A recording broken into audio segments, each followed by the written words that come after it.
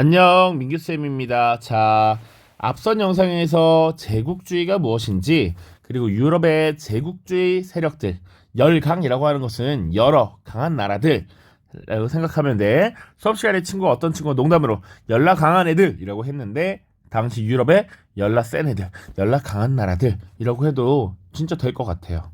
자, 그 다음, 우리 이제 개항을 하기 직전, 고종이라고 하는 왕이 즉위하고 그 아버지인 흥선대원군이 집권한 시기를 볼 겁니다. 위쪽은요, 흥선대원군 집권 시기에 대내 정책, 개혁 정치가 나타나는 것이고, 밑에는 지금 대외 정책, 통상수교, 거부 정책 살펴볼 겁니다. 위에가 32차 시의 내용, 밑에가 33차 시의 내용이 되겠습니다. 자, 볼게요. 당시 상황은 어땠는가? 연표랑 같이 보도록 하겠습니다. 자, 우리 1863년에서 시작을 합니다. 1863년. 자, 우리 1863년이라고 하면 세기로 따졌으면 몇 세기입니까? 1800년대 19세기가 됩니다. 19세기. 그럼 우리 19세기의 상황은 어땠는가? 그것도 볼 필요가 있어. 자, 19세기 딱 정조라고 하는 왕이 1800년에 딱 죽었다라고 얘기했습니다. 그 이후에 선생님 뭐라고 했죠? 어린 나이의 왕 순조가 즉위하게 됐고, 그래서 그 이후에 순조, 헌종, 철종 3대 60여 년간 어떤 정치가 이루어졌다. 외척이 주도하는 세도 정치 시기가 등장했다라는 것이죠. 이때 엄청난 문제들이 발생했다라고 했습니다. 자, 그런데 그때 문제는 어땠느냐? 세도 정치가 쭉쭉쭉쭉쭉 지금 권력이 독점되는 이런 모습 나타났고요. 그리고 이 시기의 특징, 여러 가지 문제들이 많았는데 지금 관직을 선발하는 과거 시험에 부정이 많았었고, 그리고 매관매직이라고 하는 문제가 굉장히 심했다라고 했죠. 매관매직. 그쵸? 자, 관직을 사고 파는 것이 매관매직인데, 자, 이 시기에 매관매직에 따라서 관직을 뇌물을 주고 산 애들은 당시 백성들에게 본전을 뽑으려고 했다. 그래서 백성들을 굉장히 수탈했는데 그것이 세 종류의 수탈이 있었고, 그것을 삼정의 문란이라고 부른다. 그리고 살기 힘든 애들이, 농민들이 반란을 일으키게 되는 것이죠. 그래서 전국적인 농민봉기가 일어나서 우리가 배운 것 대표적으로 홍경래난이라는 게 있었고, 임술 농민봉기라는 게 있었습니다. 그렇죠? 자, 그래서 이 문제를 그대로 가지고 1863년 고종이라고 하는 왕이 즉위합니다. 일단 쭉 보면 고종이라고 하는 왕이 즉위를 했는데 당시 철종의 아들이 아니었습니다. 철종이라고 하는 왕이 아들이 없이, 후사가 없이 죽게 돼요. 그래서 왕실의 친척 중에서 왕을 한 명 세워야 되는데, 이 세도정치 시기의 외척 가문이 자신들이 권력을 쥐고 흔들려면 능력치가 낮은 그런 집안의 왕족을 데려와야겠다라고 생각한 거야. 그래서 이 시기에 흥선대원군, 고종의 아버지인 흥선대원군이라는 사람이 되게 흥청망청 살고요. 이 세도정치 외척 가문들 앞에서 되게 낮은 자세로 이렇게 임했다라고 합니다. 그래서 결국 이 흥선군의 아들, 이하응의 아들 둘째 명보기가 고종이라는 왕으로 즉위해. 그때 나이가 12살이야. 자, 왕이 어리면 왕보다 더 어른인 보통 왕의 엄마가 정치를 하는 경우가 많았습니다. 그 이유는 보통 왕이 죽으면 그 아들이 왕위를 잇기 때문에 왕의 아빠가 대신 정치를 하는 건 드물지. 그래서 왕의 엄마가 보통 정치를 했는데 고종은 그런 왕이 아니었죠. 새롭게 다른 집안에서 왕이 됐기 때문에 왕의 아버지가 살아 있었어. 흥선군이라고 불렀고요. 왕의 살아있는 아버지를 대원군이라고 부르기 때문에 흥선 대원군이 지금 대신 정치를 하게 됩니다. 그래서 혹은 섭정, 간섭한다, 혹은 대신해서 정치를 운영한다 해서 대리청정이라고 표현합니다. 자, 아무튼 흥선대원이 권력을 1863년 잡게 되고요. 기존의 문제들을 해결하기 위해 노력하는 개혁 정치가 추진이 됩니다. 그것이 권력을 잡은 1863년부터 거의 약 10년간 이어져서 1873년까지 이루어진다라고 보시면 돼. 자, 1873년. 자, 그래서 1873년에는 사실 그 당시 양반 유생이었던 최익현이라고 하는 인물이 상소를 올림으로써 결국 흥선대원이 정치에서 물러나고 이제 성인이 된 왕 고종이 직접 정치를 주도하게 됩니다. 실제로 고종이 친정을 하게 된 뒤에는 고종의 왕비였던 민씨 세력이 주요 요직을 장악하고 정권을 주도해서 이때부터 민씨 정권의 시작이다라고 부르기도 해. 됐죠? 자, 그래서 이제 봐야 되는데 대내에 이런 상황들이 있었다라는 것이지. 세도 정치로 인한 여러 가지 문제들이 있었어. 그래서 흥선대원은 권력을 잡은 뒤에 어떻게 했느냐? 무너진 정치 기강을 다시 확립해야겠다라고 생각을 했습니다. 그리고 바닥에 떨어진 왕권을 다시 강화해야겠다 이런 생각을 했어. 오케이? 자, 그래서 첫 번째 보시면 능력 중심의 인재 등용을 실시했습니다. 과거에는 29세기 초 세도 정치 시기에는 세도 가문, 외척 가문의 눈치를 잘 보는 사람들이 권력을 얻었다라는 것이지. 그런데 이제 그런 거 관계없이 세도 가문을 쫓아내고 당파에 관계없이 능력이 있다면 능력이 있는 사람들을 등용했다. 요게 핵심이죠. 기본적인 내용. 자, 그리고 이제 통치 체제를 다시 정비합니다. 왜? 기존의 통치 시스템이 무너졌어. 왜 그랬느냐? 양란을 거치면서 비변사라고 하는 기구가 굉장히 비대해져 있었는데 그것을 손을 보게 됩니다. 그래서 의정부라고 하는 기구, 원래 알고 있죠. 모든 정책을 총괄하는 국정 최고 기구였어. 그래서 의정부에서 정치를 맡도록 하고요. 그리고 삼군부라고 하는 기구에서 군사 업무를 맡도록 합니다. 자, 원래 시스템대로 되돌렸다라고 보면 되고요. 일단 비변사의 정치와 군사의 기능이 집중되어 있었는데 이걸 분리한 것 자체로도 권력을 나누면서 약화시켰다라고 볼 수 있지. 자, 그리고 19세기 중반이 넘어가면서 다시 기존의 법들이 새로운 이 시기에 적용하기 어려운 것들이 생겨. 그래서 법을 고칩니다. 대전회통이라고 하는 법전을 새롭게 편찬하고요. 육전조례라고 하는 법전도 만들었다. 자, 경국대전이라는 거 성종 때 만들어진 뒤에 영조 때 속대전, 정조 때 대전통편, 고종, 흥선대원 시기 대전회통까지 순서 변천도 알아두면 좋겠습니다. 자, 그 다음 왕실의 위엄을 다시 되살리기 위해서 경복궁을 다시 진다라는 얘기야. 왕실의 권위를 위엄을 회복하기 위해서. 자, 이 경복궁이라고 하는 궁궐은 원래 조선의 메인 궁궐이었지. 태조 이성계가 조선이라는 나라를 세우고 수도를 한양으로 천도하면서 당시 처음 지었던 궁궐이 경복궁이야. 그런데 이 경복궁이 지어진 뒤에 여러 궁궐들이 생겨났습니다. 창덕궁, 창경궁, 지금의 덕수궁, 경운궁 이런 것들이 있었는데 이게 메인이잖아, 메인. 그런데 임진왜란을 거치면서 당시에 일본군의 공격에 경복궁이 홀라당 타버립니다. 그래서 왕은 보통 두 번째 궁궐이었던 창덕궁에 살고 있었어. 이거 안 된다. 왕실의 위엄을 되살리고 기운을 되찾자라고 해서 경복궁을 다시 짓게 되는데 막대한 비용이 들겠죠. 그때 원납전이라고 하는 돈을 강제로 징수합니다. 원래는 원해서 납부하는 돈이야. 일종의 기부금이야. 그런데 이 기부금을 강제로 납부하도록 합니다. 기부금인데 강제로 낸다? 말이 안 되지. 그런데 실제로 국가에서 지금 원납전 내고 싶은 거지? 그러면서 이렇게 내도록 했다란 말이야. 그래서 일설에서는 원망하면서 납부하는 돈이라는 별명이 붙기도 했다라고 합니다. 자, 그리고 화폐 가치가 100배가 되는 상백전을 발행해. 여기서 100배라는 건 상평통보의 100배 가치다라는 거야. 자, 근데 이렇게 고액 화폐가 발행되면 화폐 가치가 떨어지게 됩니다. 정부에서 화폐를 계속 찍어내. 경복궁을 짓는데 돈이 많이 필요하니까 계속 돈을 찍어내는데, 그러다 보니 화폐 가치가 떨어지고 물가가 크게 오르면서 지금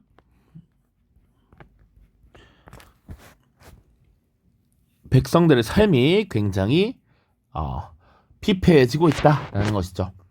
또는 당시 사대문을 지날 때 통행세를 납부한다든지 뭐 이런 모습들도 있었습니다. 자, 그리고 공사를 하는데 백성들을 강제 동원하기도 하고요.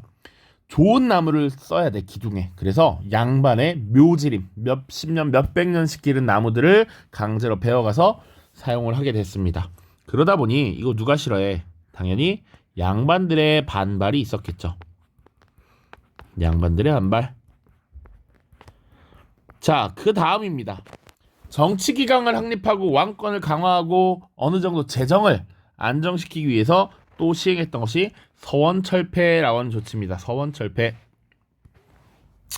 이 서원은요, 양반들의 세력 기반이 되었습니다. 이들이 서원에서 하나의 학파, 여론을 만들어서 정치를 주도하기도 했었고요. 각종 면세, 그리고 면역의 특권이 있었다. 자기 자식들을 서원에 입학시키면 군역을 면제받아서 군포를 납부하지 않아도 돼.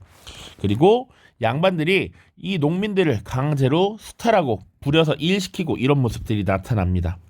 그리고 심지어 국가의 인정을 받은 사액서원 같은 경우는 토지와 노비를 어마어마하게 또 하사받기도 했어요. 그러니까 이게 비리의 온상이 되고 국가 재정을 낭비하는 것이다 라는 거지. 그러다 보니 이 서원을 철폐해라라고 해. 전국에 47개소의 서원만 남기고 나머지는 다 없애버린다. 이런 서원 철폐도 양반들의 반발을 초래하게 됩니다. 물론 이 서원 철폐는 일반 백성들은 굉장히 좋아했습니다. 자, 지금 그래서 정치기강을 확립하기 위함, 그리고 왕권을 강화하기 위한 여러 가지 조치들을 봤어. 그 다음에 무엇이냐? 민생 안정이야. 민생 안정. 백성들의 삶이 안정되어야 백성들이 적절하게 생활하고 적절하게 세금을 잘 낼 수 있다는 것이지. 수치체제 개편 이꼴 세금 제도야. 세금 제도. 자, 목적은요, 민생 안정을 통한 국가 재정의 확충이라고 되어 있고요. 핵심은 삼정의 문란을 개혁하는 것이죠. 삼정의 문란 개혁. 첫 번째, 전정입니다. 토지에 대한 세금이었지. 자, 각종 부가세 등을 붙여서 백성들이 너무 힘들었다라는 거야. 그런데 어떻게 했느냐? 양전 사업을 실시했습니다.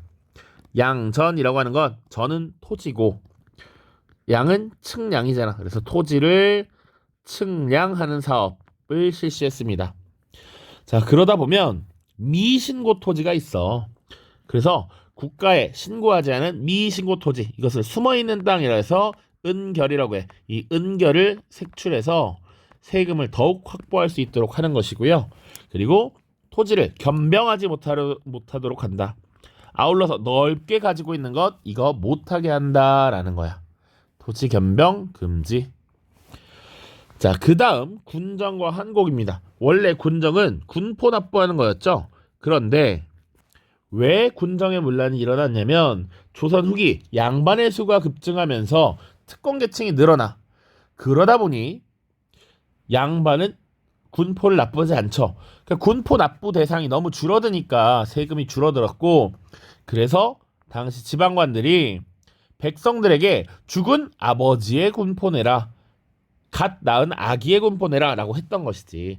백골징포, 황구첨정 이런 폐당이 있어서 당시 남자로 태어난 것을 한스러워하면서 자신의 거시기를 슬퍼하면 잘났다라고 하는 애절량 봤었잖아. 그런 것들을 막기 위해서 어떤 걸 실시했느냐? 바로 호포제라고 하는 것을 실시합니다. 호포제. 선생님이 여러 번 말했지만 호는 한자로 요렇게 쓰고요. 아파트 몇 호 할 때 그 호야. 그래서 집이란 말입니다. 집. 그래서 원래는 일반 백성들, 농민들만 군포를 납부하도록 했다면 이제 집집마다 내게 했다. 그것은 모든 사람들 공이 다 내게 했다는 것인데 핵심은 이거야. 양반에게도 군포를 징수했다. 특권 계층이었던 양반도 군포를 내게 함으로써 군포 납부층이 늘어나게 됐고 백성들을 굳이 삥 뜯지 않아도 됐다라는 것이죠. 됐죠? 그 다음 환곡이라고 하는 겁니다. 환곡은 원래는 빈민구율제도였는데 이것을 악용해서 고리대로 이용했던 것이죠. 봄에 곡식이 부족할 때 나라에서 빌려주었다가 이자를 붙여서 받는 것이었습니다. 그런데 이거 국가에서 이런 걸 운영하니까 당시 지방의 수령들 그리고 아전들, 향리들이 이런 나쁜 짓을 벌이고 있다라고 하는 거야. 자, 사창제라고 하는 것을 실시해서 그것을 막고자 했는데요. 사창제는 조금 쉽게 설명해보자면 사사로운 창고야. 개인이 운영하는 창고야. 그러니까 개인이 운영한다라는 건 뭐냐면 당시 해당 마을에 명망이 있고 존경받는 어르신이 있을 거야. 존경받는 부잣집이 있을 거야. 그런 존경받는 부잣집이 개인적으로 민간에서 그것을 운영하도록 했다라는 겁니다. 자, 이미 그 마을 사람 서로 다 알아. 서로 등쳐먹기 좀 어려워. 그리고 여유가 있는 사람들한테 그걸 시키면 굳이 내가 이미 여유롭기 때문에 괜히 그것에 이익을 보기 위해 욕심 부리지 않아 라는 것이었습니다. 자, 그래서 농민들의 부담이 줄어들었다라고 하는 것. 자, 그래서 지금 흥선대원군 시기에 정치기강의 확립, 왕권의 강화, 그리고 민생 안정을 위한 수치제도의 개편 이렇게 살폈는데 그럼 이런 것들이 어떤 의미가 있느냐. 첫 번째, 양란을 거치면서 붕당 정치가 변질되고 세도 정치를 거치면서 국가의 기강이 무너졌는데 기강을 잡았다라고 하는 것. 자, 그리고 삼정의 문란을 개혁함으로써 민생 안정에 기여했다라는 것. 요것이 기본적으로 의라고 볼 수 있겠습니다. 그러나 한계를 보시면 당시 우리 지난 영상에서 국민국가라고 하는 것이 등장한다라고 했어. 국가라고 하는 것의 기본 단위가 국민이 되는 국가야. 국민이 국가의 중심으로서 등장해야 되는 시기였다고. 그런데 여전히 군주라고 하는 전제 왕권의 강화라고 하는 것을 목표로 한 체제 내 개혁이다. 체제를 바꿈으로써 국가가 발전하려는 이런 모습이다라고 보기 어렵고 기존의 국왕 중심의 국가 운영을 회복하는 이런 보수적인 개혁이었다라는 것이 핵심적인 내용이다라고 볼 수 있겠습니다. 자, 그래서 지금 흥선대원군의 대내 정책 살펴봤고요. 교과서 조금만 보고 끝내도록 하겠습니다. 자, 페이지 91과 92입니다. 자, 91쪽 통치체제를 다시 정비하다라고 되어 있는 부분이고요. 흥선대원군의 모습을 그린 요 그림이 있습니다. 자, 본문 내용에서 혹시 이제 보지 않은 것이 있다면 살펴보겠습니다. 자, 1863년 철종의 뒤를 이어서 고종이 어린 나이로 왕위에 올랐고요. 대내적으로는 세도 정치와 삼정의 문란으로 인한 전국에서의 농민 봉기, 대외적으로는 서양 세력의 통상 요구가 거세지고 있었습니다. 물론 다음 영상에서 다룰 겁니다. 이때 서양 세력이 모양이 이상한 배를 몰고 와서 통상을 요구해. 그래서 모양이 이상한 배가 출몰했다라고 해서 이양선 출몰이라고 하는 내용 기억을 해두시고요. 국왕의 부친이었던 흥선대원군이 정치적 영향력을 행사하면서 개혁 정치를 실시했습니다. 자, 그래서 왕권을 강화하기 위해 안동임 씨를 비롯한 세도 가문의 중심 인물들을 몰아냈고, 그리고 세도 정권의 핵심 권력기구로 왕권을 제약했던 비변사를 축소해서 사실상 폐지해서 정치는 의정부에, 군사는 삼군부에 맡겼습니다. 자, 그리고 해안에 수시로 나타나는 이양선에 대비하기 위해서 수군을 강화했고 신무기 제조에 힘을 기울이기도 했죠. 자, 경복궁 증건입니다. 자, 원납전이라는 기부금을 강제로 거두었고 도성문을 통과하는 물건에 통행세를 부과했다. 그리고 당백전이라고 하는 고액 화폐를 발행하면서 물가가 크게 올랐죠. 또 궁궐을 짓는데 백성들을 동원했고요. 부족한 목재를 채우기 위해서 양반의 묘지림도 베었습니다. 자, 그리고 서원을 철폐했는데 맨 밑에 서원철폐는 지방 유생들과 양반들이 반발을 했고요. 이것은 흥선대원이 물러나는 배경이 되기도 했습니다. 자, 그래서 중건된 경복궁의 근정전의 모습이 나와 있고요. 자, 당백전이라고 하는 거 법적으로 가치는 1당 100이었어. 1당 상평통보 100개의 의미였으나 실제 가치는 상평통보의 5배에서 6배에 불과했다. 그리고 유통질서에 심각한 혼란을 가져와서 물가 폭등에 기여했다. 라는 정도 기억하시면 되겠습니다. 자, 그리고 민생 안정을 위한 수치체제 개편이라고 되어 있는데 이거는 읽어보시면 되겠습니다. 사창제라고 하는 거. 자, 민간에서 곡식을 저장해두었다가 대여해주도록 한 것이고요. 각 면에서 인구가 많은 리에 지역민 스스로 사창을 설치하고 덕망과 경제적 여유를 갖춘 사람에게 주로 운영을 맡겼습니다. 자, 됐죠? 자, 자료만 보고 끝내겠습니다. 자, 호포제 실시입니다. 첫 번째. 자, 호포제라고 하는 건 개인이 아니라 호를 단위로 군포를 납부하게 된 것이라서 이제 사족들도 군포 부과의 대상이 되었다. 양반들도 내게 되었다라는 겁니다. 자, 근래에 각 골 군정의 폐단이 매우 심하다. 그래서 흥선대원군께서 양반호는 노비의 이름으로라도 포를 내게 했다. 그래서 백골이나 황구의 원성이 없으니 라고 돼 있죠. 지금 나름 백성들은 좋아하고 있다.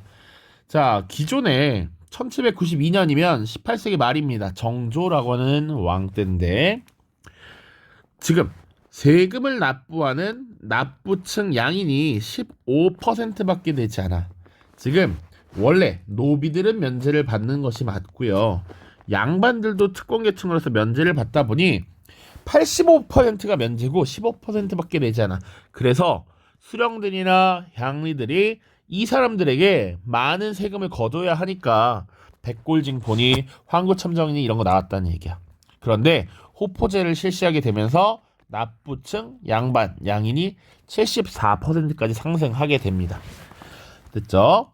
자, 오른쪽 서원철폐 되게 멋있습니다. 여기는 진실로 백성에게 해가 되는 것이 있다면 비록 공자가 다시 살아난다 하더라도 나는 용서하지 않겠다. 백성들을 힘들게 하는 서원 가만두지 않겠다. 서원을 모두 허물어라. 이렇게 했죠. 이거 양반들의 반발을 사기도 했습니다. 자, 경복궁 중건. 그래서 원납전의 납부 나와 있죠. 그래서 스스로 납부하는 자는 상을 주기라고 이를 팔도에 전달하였다 라고 되어 있는데 한성에서 20만 양이나 거뒀다라는 것이죠. 됐습니까? 자, 다음 영상에서 이제 흥선대군의 통상수교 거부 정책 살펴보도록 하겠습니다. 모두 고생 많았습니다.